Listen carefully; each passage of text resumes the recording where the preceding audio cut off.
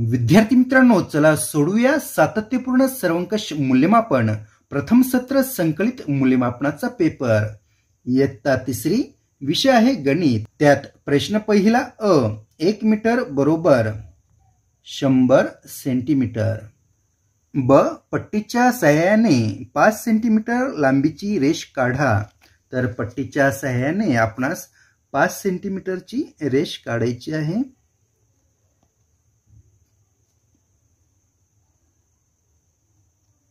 पाच सेंटीमीटरचे अंतर बरोबर घेऊन आपणास ती रेषा काढायची आहे। त्या रेषेला नाव काही देऊ शकतो आपण, ए, बी किंवा क, ख या पद्धतीने 5 सेंटीमीटरची ही लांबीची रेष आहे। उपप्रश्न क, चित्रात एकूण किती रुपये आहेत? तर मोजूया आपण 500, 600, 650। उत्तर आपणास चौकटीत लिहायचं आहे 650। उपप्रश्न ड, खालील आकृतीचे नाव लिही। आकृतीचे निरीक्षण करून त्याचे नाव आपणास लिहायचे। तर आकृती आहे चौरसाची, तर आकृतीचे नाव लिहू आपण चौरस। उपप्रश्न ई, एका टोपलीत 6 आंबे, तर अशा 3 टोपल्यात किती आंबे? तर 6 गुणिले 3 येतील बरोबर 18।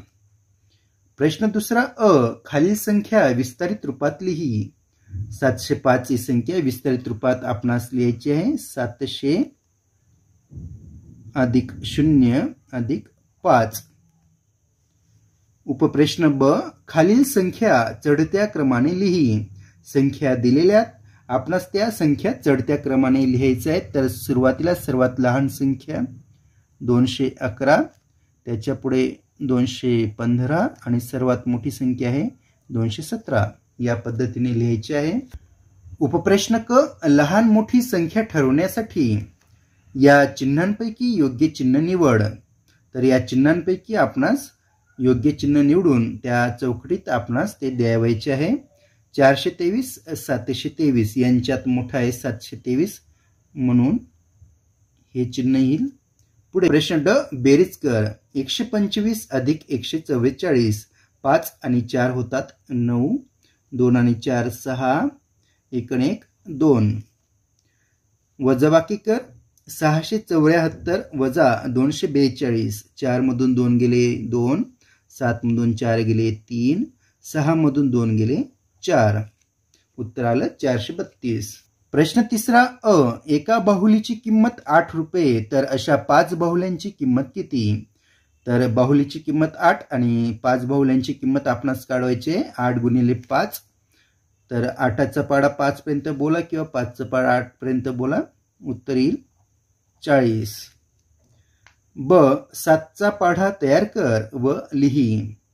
7 14, तर आपणास त्याच्या पुढे पाढ्यातील संख्या लिहायच्यात। 7च्या पाढ्यात तिसऱ्या क्रमांकाला 21, 28, 35, 42, 49, 56, 63 आणि 70 या पद्धतीने पाढा लिहायचा आपणास। उपप्रश्न क, दिलेल्या संख्येच्या पुढील 3 संख्या लिही। 399 संख्या दिलेली आहे, त्याच्या पुढची संख्या येईल 400, 401, 402। उपप्रश्न ड, खालील संख्या अंकात लिही। तर आपणास हे निरीक्षण करून त्यांचं आपण मोजूया। आपण 3 शतक दिले आहेत, 2 दशक आणि 7 एकक, म्हणजे 3 शतकचा 3, दशक 2 आणि 7 एकक, 327 संख्या आपण लिहिली आहे। ई, बेरीज कर। 202 अधिक 34 अधिक 11, तर सुरुवातीला आपण एकक, दशक, शतक लिहिलं।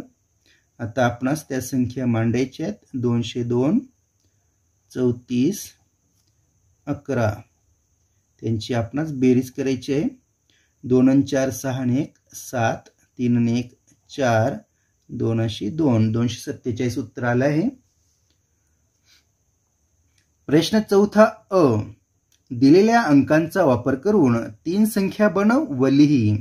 तर अंक दिलेले 4, 5, 9, बऱ्याच संख्या तयार होतील। कोणते 3 संख्या आपणास इथं तयार करून लिहायचे आहेत? मी लिहितोय 459, 954 आणि 549. पुढे उपप्रश्न ब, खालील संख्या अक्षरात लिही. 258 ही संख्या अक्षरात लिहूया आपण. 258. उपप्रश्न क, खालील बेरजा कर. 125 अधिक 144. तर आपण बेरीज करूया. 125 अधिक 144. 5 आणि 4 9, 2 आणि 4 6, 1 आणि 1 2. पुढचं उदाहरण 513 अधिक 365. तर आपणास सोडूया आपण उदाहरण. 513 अधिक 365. 3 आणि 5 8, 1 आणि 6 7, 5 आणि 3 8. पुढील उदाहरण दिलेले आहे मित्रांनो. 540 अधिक 35. 540 अधिक 35. 0 आणि 5 5, 4 आणि 3 7, 5 5. 575 उत्तर आलं आहे. प्रश्न 5वा अ, लहान व मोठी संख्या ठरव. संख्या दिलेली आहे 312, 231. याच्यातील लहान संख्या आहे 231 आणि मोठी संख्या आहे 312. उपप्रश्न ब, लांबी मोजण्यासाठी खालीलपैकी कोणते प्रमाणित एकक वापरतात. योग्य पर्यायाला गोल कर. 1 लिटर, 2 मीटर, 3 किलो, 4 वीत. तर लांबी मोजण्यासाठी मीटर एकक वापरतात म्हणून त्याला आपण गोल करायचं आहे. उपप्रश्न क, विस्तारित रूपावरून संख्या लिही. 400 अधिक 50 अधिक 9. तर विस्तारित रूपावरून संख्या होईल 459. उपप्रश्न ड, खालील संख्येतील अधोरेखित अंकाची स्थानिक किंमत लिही.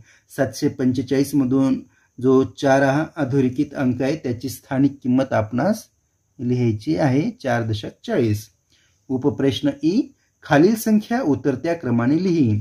तर उतरत्या क्रमाने संख्या लिहिताना सर्वात अगोदर मोठी संख्या लिहायची 615, त्याच्या पुढे 517 आणि सर्वात लहान संख्या आहे 231. याप्रमाणे. प्रश्न 6वा अ, कपाटात गाण्यांची 3 पुस्तके, गोष्टींची 21 पुस्तके व चित्रांची 14 पुस्तके आहेत. तर कपाटात एकूण किती पुस्तके आहेत.